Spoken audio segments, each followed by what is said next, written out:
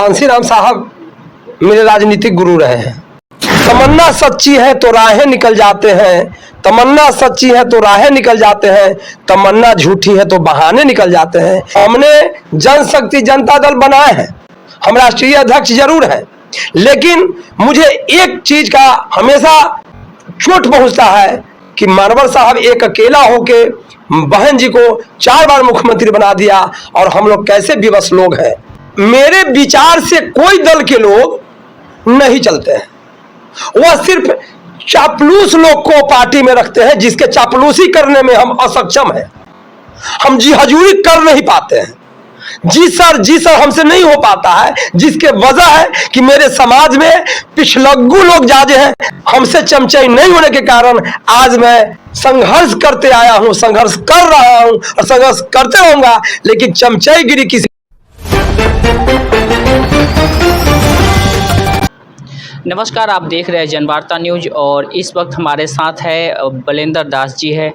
आज कांसीराम जी का जयंती के अवसर पे शामिल हुए हैं। बलेंद्र जी, सबसे पहले जनवार्ता न्यूज में आपका स्वागत। धन्यवाद। बलेंद्र जी, आप लगातार बीएसपी के साथ रहे हैं, जिलाध्यक्ष के रूप में नेतृत्व किए हैं, लेकिन आज वही मौका है, कांसीराम जी का जयंती मना रहे हैं। कितना कुछ यादगार लम्हा रहा? कांसीराम साहब मेरे राजनीतिक गुरु रहे हैं।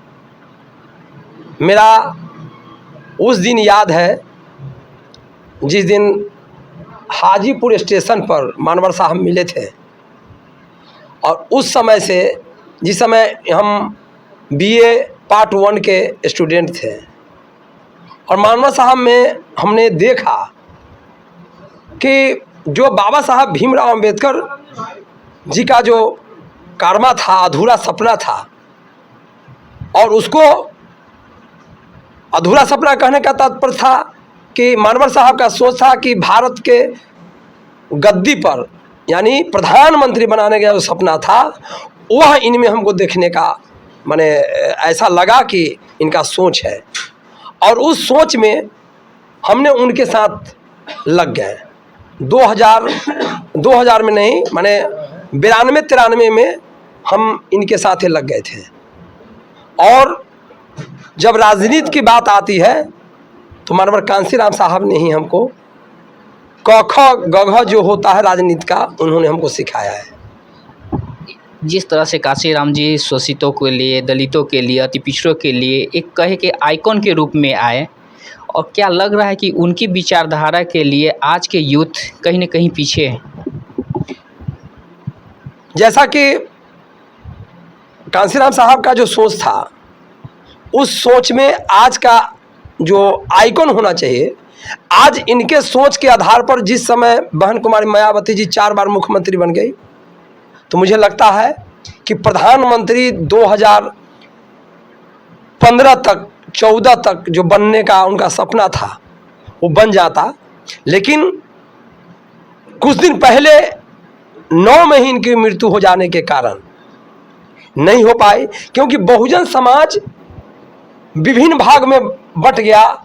जो मनुवादी व्यवस्था के लोग साम दाम दंड भेद के तहत 6743 जाति में जो बांटने का काम किया, जिसके कारण से प्रधानमंत्री बनने में अभी तक जो बहुजन समाज के नेता अभी तक बने हैं, तो इनका एक ध्येय था कि बहुजन समाज में जन्मे जो हम लोग के 85% के, जैसे जगदेव बाबू बनाना, लालू जी, मुलायम सिंह यादव, मायावती जी, इन लोगों को देखना चाह रहे थे कि प्रधानमंत्री की गद्दी पर हम बैठाएं, और बैठा देते। लेकिन इन्होंने जब समाज को देखा कि भाई अब प्रताड़ित झेल कर इतने जगह पर लाए हैं और वह काम नहीं हो रहा है, तो इस पर इनको ब्रेन हेमरेज होने के कारण मर गए, और जिसके कारण यह कारमा अधूरा रह गया है। और हम लोग का दायित्व बन गया है कि अब हम लोग इस कारमा को आगे बढ़ाने का काम करें और प्रधानमंत्री की गद्दी पर लाने का काम करेंगे, क्योंकि इनका जो एक स्लोगन था, तमन्ना सच्ची है तो राहें निकल जाते हैं, तमन्ना सच्ची है तो राहें निकल जाते हैं, तमन्ना झूठी है तो बहाने निकल जाते हैं। यानी हमारा समाज के लोग बहाना बनाने में ज़्यादा समय व्यतीत कर देते हैं, जिसके कारण अभी तक यह कारमा आगे नहीं बढ़ पाया है। वीरेंद्र जी, इसके लेके आप प्रयास कर रहे हैं, कह सकते हैं कि जिस तरह आपने बीएसपी में रहे हैं, अन्य दल में भी रहे हैं और अभी राष्ट्रीय अध्यक्ष भी हैं पार्टी के, क्या लग रहा है कि काशीराम जी की जो विचारधारा है इसमें कहीं ना कहीं आप बहुजनों की लड़ाई लड़ रहे हैं?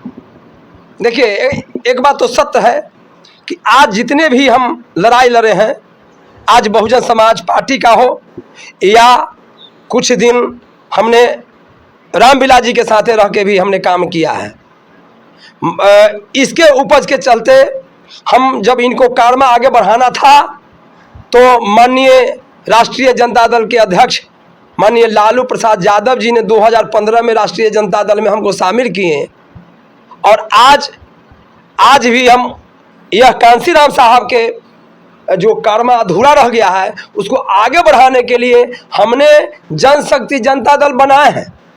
हम राष्ट्रीय अध्यक्ष जरूर हैं, लेकिन मुझे एक चीज़ का हमेशा चोट पहुंचता है कि मानवर साहब एक अकेला होके बहन जी को 4 बार मुख्यमंत्री बना दिया और हम लोग कैसे विवश लोग हैं कि हमसे आज एक मुख्यमंत्री या रविदासों के मुख्यमंत्री बिहार में होना चाहिए। रविदास समाज का नेता पैदा नहीं हो रहा है बिहार में। यह बहुत माने हम गलानी के रूप में लेते हैं कि आप 70 लाख रविदास समाज बिहार में है और एक नेता बिहार में नहीं हो रहा है, और हम लोग सिर्फ टुकड़े टुकड़े में बटे होने के कारण जो समाज बहुजन समाज को आगे रास्ता दिखाने वाला लोग हैं, जगजीवन राम, कांसीराम साहब, और आज देख लीजिए एक भी नेता नहीं बिहार में।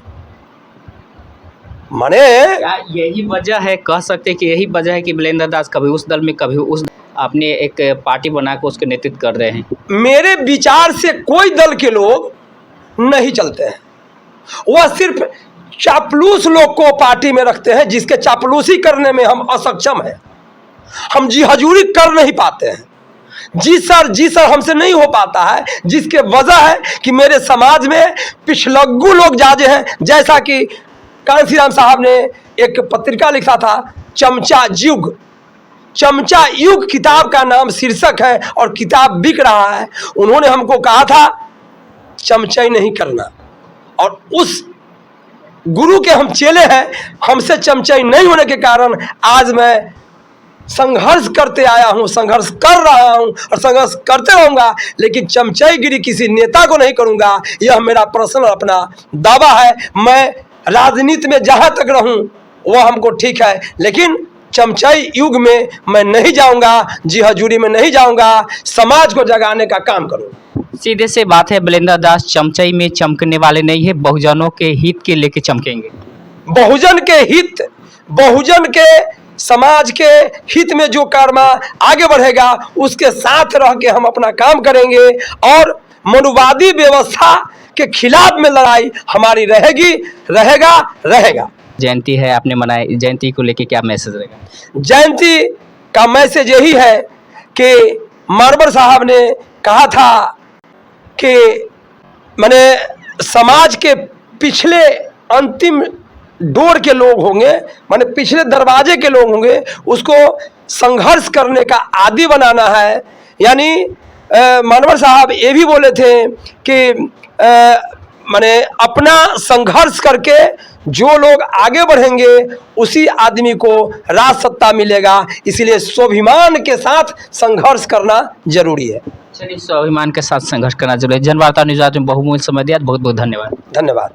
ये थे वीरेंद्र दास जी, और आज काशीराम जी का जयंती समारोह मनाया जा रहा है। इस जयंती समारोह में शामिल हुए वीरेंद्र दास जी के बारे में आपकी क्या राय है, जरूर बताएं। अन्य खबर देखने के लिए आप बने रहे जनवार्ता न्यूज़ के साथ।